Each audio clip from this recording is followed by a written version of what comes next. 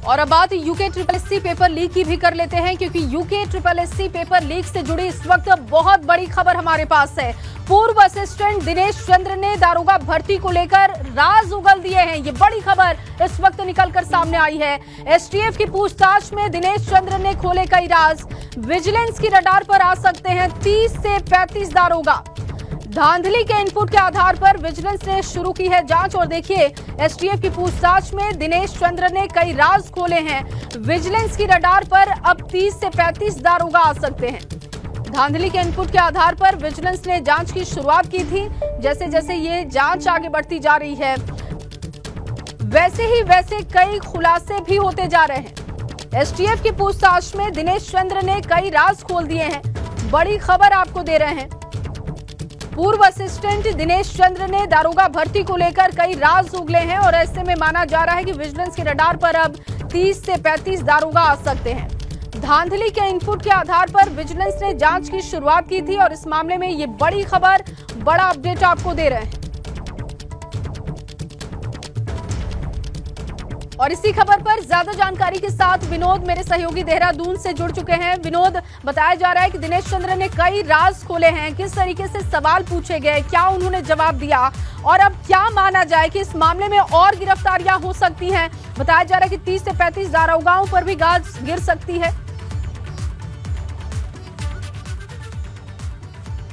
बिल्कुल जया, देखिए पंतनगर यूनिवर्सिटी के पूर्व असिस्टेंट ऑफिसर हैं दिनेश चंद्र और वो इस पूरे मामले में पहले ही एसटीएफ को गिरफ्तार कर चुकी है और एसटीएफ लगातार अब उससे पूछताछ कर रही थी, जिसमें 2015 में जो 339 दरोगा की डायरेक्ट भर्ती हुई थी उसको लेकर कई राज दिनेश चंद्र ने खोले हैं। यानी जो पूर्व में हाकम सिंह जेल जा चुके हैं और कई अधिकारी और कर्मचारी एसटीएफ की रडार पर है, तो तमाम कई ऐसे राज दिनेश चंद्र ने खोले हैं।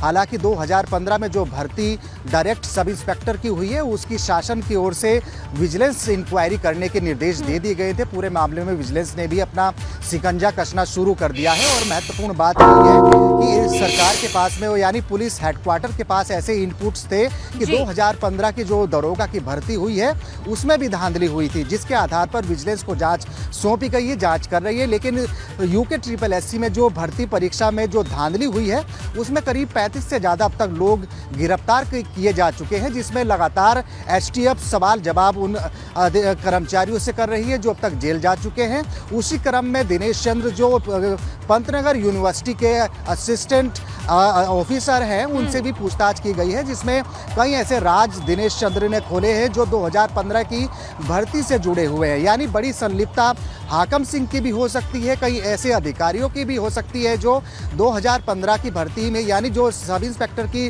डायरेक्ट भर्ती थी उसमें कई महत्वपूर्ण संलिप्तता उनकी हो सकती है।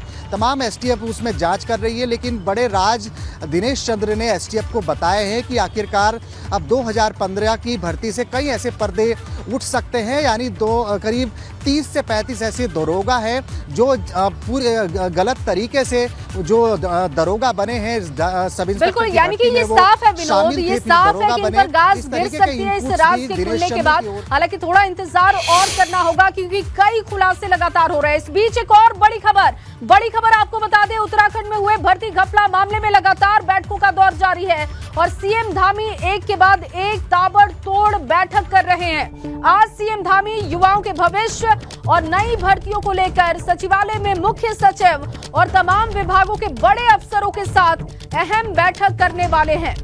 ये बड़ी जानकारी आपको दे रहे हैं। और जिला सहकारी बैंक में भर्ती में गड़बड़ी का मामला अब सामने आया है और आपको बताएं कि गड़बड़ी करने वाले कई अफसरों पर कार्रवाई हो सकती है।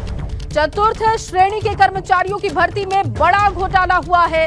जांच समिति इस सप्ताह शासन को अपनी रिपोर्ट सौंपेगी और भर्ती में अधिकारियों और नेताओं के रिश्तेदारों को भर्ती कराया गया है। ये आरोप पहले लग रहे थे और देखिए जैसे जैसे ये जांच आगे बढ़ती जा रही है वैसे कई बातें भी खुलकर सामने आ रही हैं। गड़बड़ी करने वाले कई अफसरों पर कार्रवाई हो सकती है।